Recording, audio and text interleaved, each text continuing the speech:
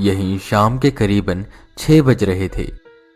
सूरज ढलने को हो रहा था और हल्का हल्का अंधेरा हो चुका था। सिड अपने 2 दोस्त राज और सैम के साथ ट्रिप के लिए निकला था। वो सब अपने वीकेंड को एंजॉय करने के लिए गोवा जा रहे थे। रात होने को थी और वो अपनी कार में थे। हाईवे धीरे धीरे कर खाली होता जा रहा था। अब बस इक्का दुक्का गाड़ियां थी जो उन्हें नजर आ रही थी और आसपास का इलाका जंगल का था। राज उनसे कहता है कि कहीं एक होटल देखकर रुक जाते हैं, बाकी का सफर कल तय करेंगे। जिस पर सैम कहता है, नहीं, अभी सिड ड्राइव कर रहा है, फिर मैं कर लूंगा।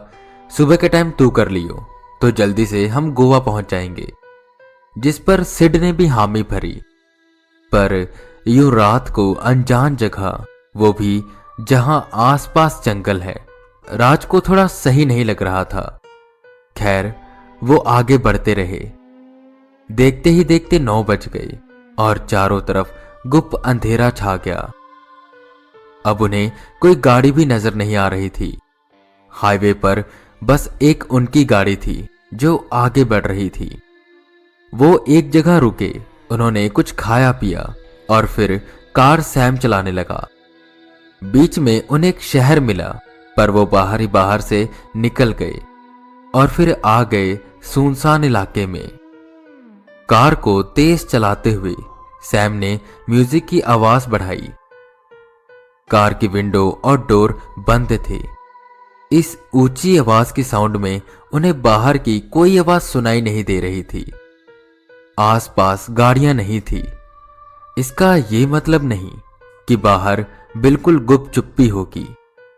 कौवों की आवाजें, भेड़ियों की आवाजें और यहां वहां से आती लकड़बग्घों की आवाजें किसी को भी डराने के लिए काफी थी। खैर, यूं ही जाते जाते 11 बज गए। उन्हें सामने एक मोड़ दिखाई दिया जहां से एक कच्ची सड़क कहीं जा रही थी। सैम ने उस मोड़ के पास गाड़ी रोकी। क्या हुआ सैम, यहां गाड़ी क्यों रोक दी? सिड ने पूछा। अरे समझो ना।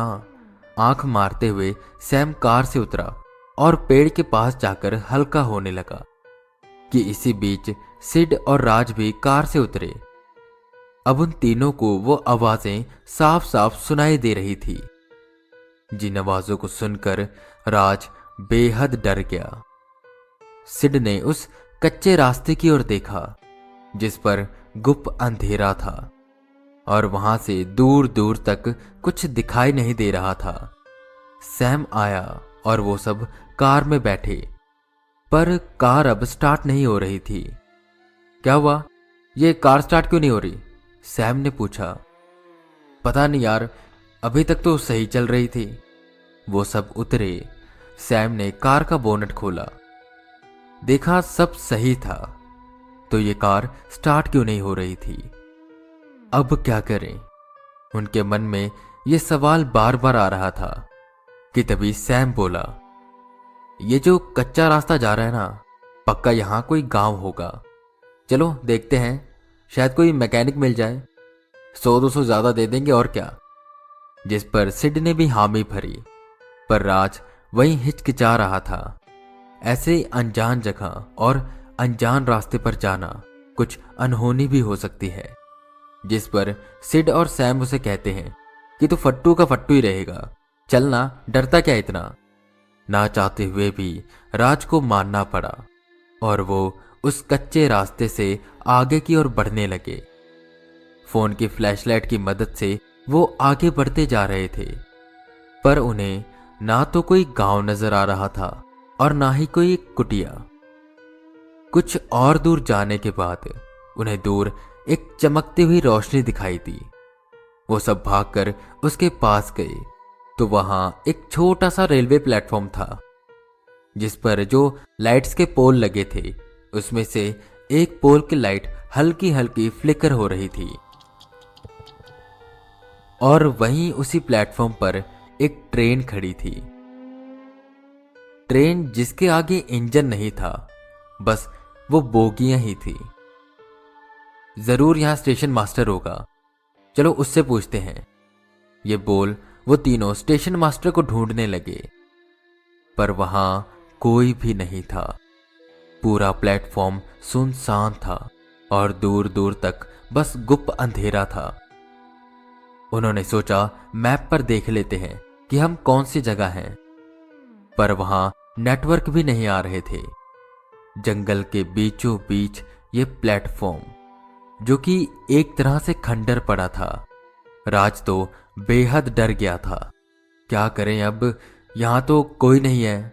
सिड ने पूछा, करना क्या है, चलो वापस चलते हैं। राज ने डरते हुए कहा, यार फिर इतनी दूर वापस जाएं, मैं तो थक गया हूं। चलो कुछ देर यहीं किसी बोगी में बैठते हैं, फिर आराम से चलेंगे। सैम ने एक बोगी का दरवाजा खोलते हुए कहा। बोगी बाहर से तो खंडर थी, पर अंदर से काफी साफ सुथरी लग रही थी। वक्त देखा तो 11:30 हो रहे थे। उन्होंने डिसाइड किया कि वो 20-30 मिनट रेस्ट करेंगे और फिर वापस कार में जाकर बैठेंगे और उसी में सुबह होने का वेट करेंगे। बर्थ पर लेटते ही सैम और सिड को तो नींद आ गई, पर राज चौकन्ना अपने कान खड़े किए और आंखें गड़ाए यहां वहां ध्यान रखे हुए था। हल्की सी भी हलचल होती तो वो देखता कि क्या हो रहा है, क्योंकि उसे कुछ न कुछ तो गड़बड़ लग रही थी। टाइम बीतता गया, 11:30 से 11:45 और फिर 12 बजते ही उस प्लेटफॉर्म की सारी लाइट्स चलने लगी और 1 घंटा बचा, जो कि ये बता रहा था कि 12 बज चुके हैं। राज को यह काफी अजीब लगा। उसने फटाफट सैम और सिड को जगाया। वो भी ये देखकर हैरान थे। वो जानने ही वाले थे कि उन्हें ढेर सारी आवाजें सुनाई देने लगी, जैसे बहुत लोग भागते हुए उसी बोगी की ओर आ रहे हैं। वो तीनों डरे और सीट पर दुबक कर बैठ गए। एकाएक कर लोग उस ट्रेन में चढ़ने लगे, पर उन सब ने अजीब तरह के कपड़े पहने हुए थे।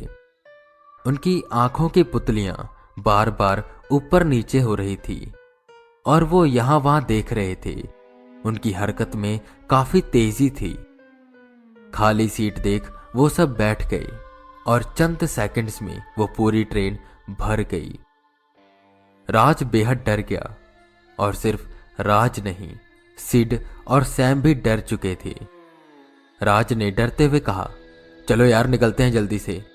वो जैसे ही खड़ा हुआ और कुछ कदम आगे बढ़ा कि करीबन 6 फुट का लंबा कोई शख्स उसके पास भागते हुए आया और तेज तेज चिल्लाते हुए कुछ कहने लगा।